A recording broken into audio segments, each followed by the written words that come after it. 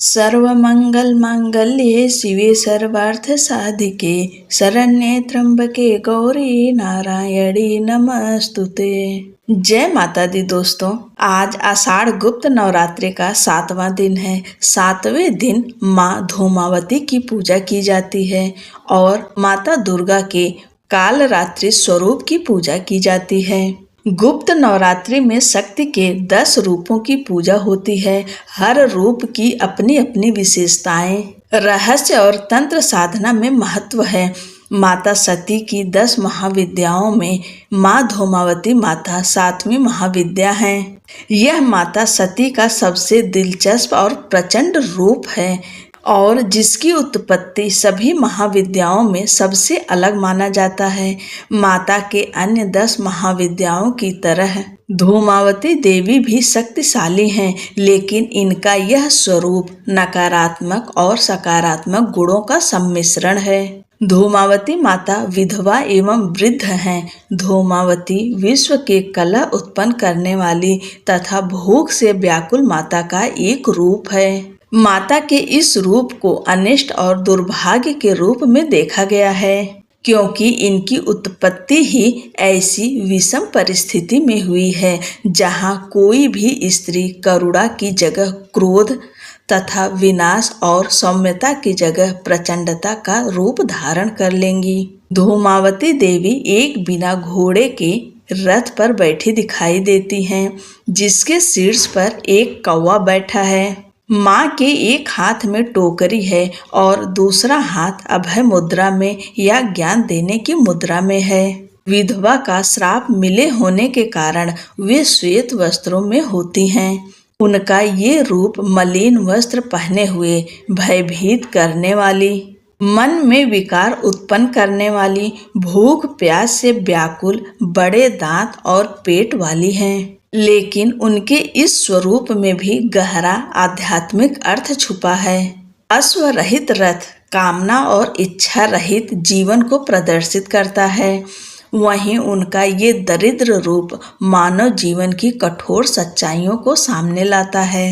माता धूमावती का स्वरूप भले ही नकारात्मक है, लेकिन इनकी पूजा करने से मनुष्य के संकटों का हरण होता है, अभाव दूर होता है। वे अपने भक्तों की हर प्रकार की कमी व भूख को शांत करती हैं तथा उन्हें अभय होने का आशीर्वाद प्रदान करती हैं। माता का यह स्वरूप न केवल कलह का निवारण है, बल्कि परिवार को कई बाधाओं से बचाता भी है। लेकिन सुहागन स्त्रियां इनकी पूजा नहीं करती हैं। अगर आप 10 महाविद्याओं की पूजा कर रही हैं तो आज के दिन माता धूमावती की पूजा नहीं करेंगी, क्योंकि सुहागन स्त्रियां माता धूमावती की पूजा नहीं करती हैं। उनका मन से स्मरण करिए और गलती के लिए क्षमा प्रार्थना करिए। आप कालरात्रि माता की विधि विधान से पूजा कर सकते हैं। चलिए अब जानते हैं माँ धूमावती का अवतरण कैसे हुआ था। एक बार माता पार्वती को बहुत तेज भूख लगी। उस समय कैलाश पर खाने के लिए कुछ नहीं था। तब वे भगवान शिव के पास गईं, लेकिन शंकर जी समाधि में लीन थे। उन्होंने भूख से व्याकुल होकर भगवान शंकर को ही भोजन के रूप में निगल लिया। इससे उनकी भूख तो शांत हो गई, लेकिन भगवान शंकर के कंठ में विष होने के कारण माता पार्वती के मुंह से धुआं निकलने लगा। विष के प्रभाव से उनका शरीर जर्जर और विकृत होने लगा। तब माता पार्वती की प्रार्थना पर भगवान शिव उनके शरीर से बाहर निकल आए और उनके इस रूप को देखकर कहा कि आज से तुम देवी धूमावती के रूप में पूजी जाओगी। अपने क्षुधा को शांत करने के लिए तुमने अपने पति को ही निगल लिया, इसलिए तुम्हारे इस रूप को विधवा होने का श्राप मिलेगा। ऐसा कहा जाता है कि इस श्राप के कारण ही माता धूमावती की पूजा विवाहित महिलाएं यानी सुहागन स्त्रियां नहीं करती हैं। पुराणों में माता धूमावती के जन्म के संबंध में एक अन्य कथा भी मिलती है।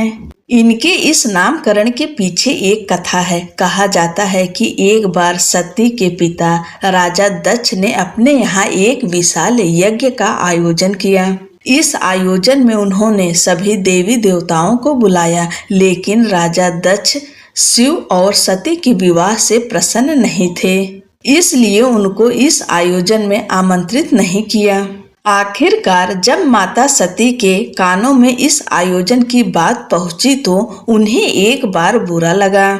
फिर उन्होंने सोचा कि पुत्री तो बिना निमंत्रण के भी पिता के घर जाने का अधिकार रखती है। यह सोचकर उन्होंने अपने मन की बात शिव जी से कही। भगवान शिव ने उन्हें समझाते हुए कहा कि विवाह के पश्चात पुत्री को अपने पिता के घर भी बिना निमंत्रण के नहीं जाना चाहिए। सती शिव के तर्कों से सहमत नहीं हुई और उन्होंने अपने पिता के घर जाने का निश्चय कर लिया, लेकिन वहां जाकर वे अपने पिता के तिरस्कार पूर्ण व्यवहार और भगवान शिव के अपमान से दुखी होकर यज्ञ की अग्नि में जलकर भस्म हो गईं। उनके जलने पर जो धुआं निकला उससे ही माता धूमावती का जन्म हुआ। ये देवी रोगों, दरिद्रता और शत्रुओं से मुक्ति दिलाती हैं। माता धूमावती की पूजा पश्चिम दिशा में मुख करके की जाती है और इनकी पूजा सायंकाल शाम के समय की जाती है। तंत्र साधना में उच्चाटन के लिए देवी धूमावती की पूजा की जाती है। इनकी आराधना से केतु से संबंधित दोष मिटते हैं। इन्हें भोग में मीठा नहीं बल्कि नमकीन का प्रसाद चढ़ाया जाता है और पूजा में किसी भी प्रकार की रंगीन वस्तु या वस्त्र का उपयोग नहीं किया जाता। माँ धूमावती का मंदिर मध्य प्रदेश में स्थित है। वहाँ सिद्ध पीठ के रूप में माँ पूजी जाती हैं। दोस्तों, ये है धूमावती माता की कथा। अगर आप गुप्त नवरात्रे में माँ 10 महाविद्याओं की पूजा कर रही हैं तो आज के दिन ध्यान रखिएगा कि माता धूमावती की पूजा आप नहीं करेंगी। माता को मन से ध्यान से स्मरण करके उनसे क्षमा प्रार्थना करके अपने घर के सुख शांति के लिए प्रार्थना करेंगी, क्योंकि सुहागन स्त्रियां माता धूमावती की पूजा नहीं करती हैं। आप आज के दिन माँ कालरात्रि की पूजा विधि विधान से करिए। जय माता दी दोस्तों।